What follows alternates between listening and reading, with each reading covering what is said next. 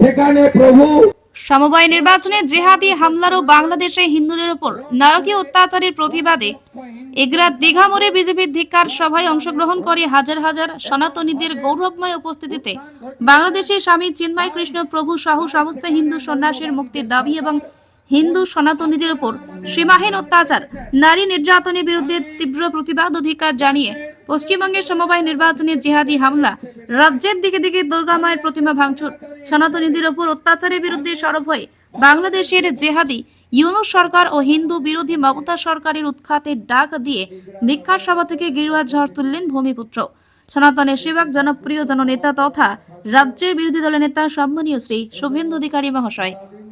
Bureau report, daily news, Kolkata. গতকাল আমাদের এই কর্মসূচি পালন করা যায়নি। আমি কৃতজ্ঞ আমাদের জঙ্গিদের সরকার। তো শুধু ভোটার লিস্টের নাম নয়, আজকে ক্যানিং শওকত মোল্লা বিখ্যাত ক্যানিংয়ে সেখানে জাভেদ মুন্সি ধরা পড়েছে, কাশ্মীরের পুলিশ এসে ধরে নিয়ে গেছে। কাশ্মীরের পুলিশ কাশ্মীর সরকারের নয়, ওটা গভর্নরের আন্ডারে।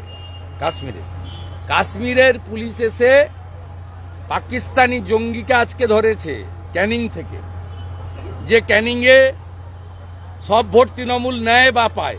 যেমন জেঠথানে গত লোকসভা ভোটে যেখানে লুট করলো ভোট, সেখানে 2টা ভোট সিপিএম পেয়েছে, বাকি সব ভোট তৃণমূল পেয়েছে। ওখানে আরেক জঙ্গি আয়ুব, গোটা রাজ্যটাই জঙ্গিদের হাতে, গোটা রাজ্যটাই জঙ্গিদের হাতে।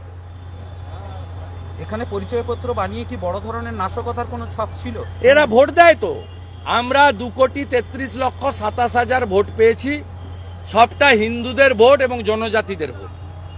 তৃণমূল 2,75,00,000 ভোট পেয়েছে, তার মধ্যে 2 কোটি মুসলমানের ভোট আর 40 লক্ষ ছাপ্পা ভোট। ডায়মন্ড হারবারে কোনো লোককে, হিন্দু লোককে ভোট দিতে দেওয়া হয়নি।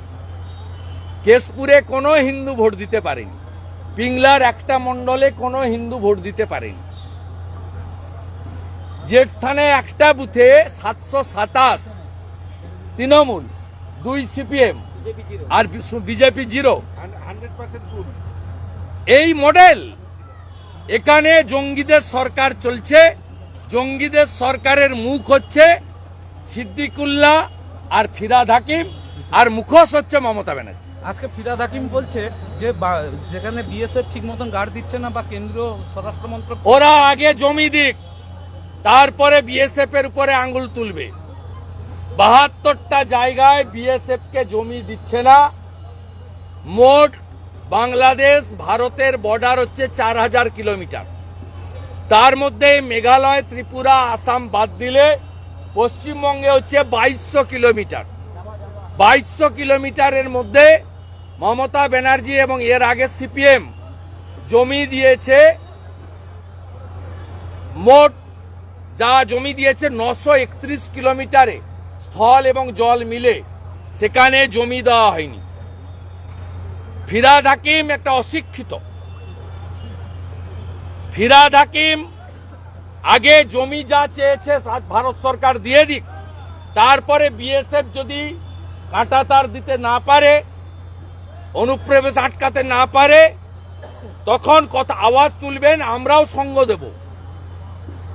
আমরা কেউ ভুল করলে তাকে গার্ড করি না।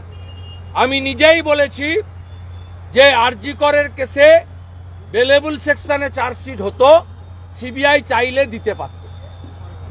তা সিবিআই মানেই তার সব কাজকে সমর্থন করতে হবে, বিএসএফ মানেই তার সব কাজকে সমর্থন করতে হবে, এটা আমরা ভারতীয় জনতা পার্টি বলে না। আমরা পশ্চিমবাংলার জনপ্রতিনিধিরা বলি না। আমরা কালোটা কালো বলি, সাদাটা সাদা বলি। আগে জমি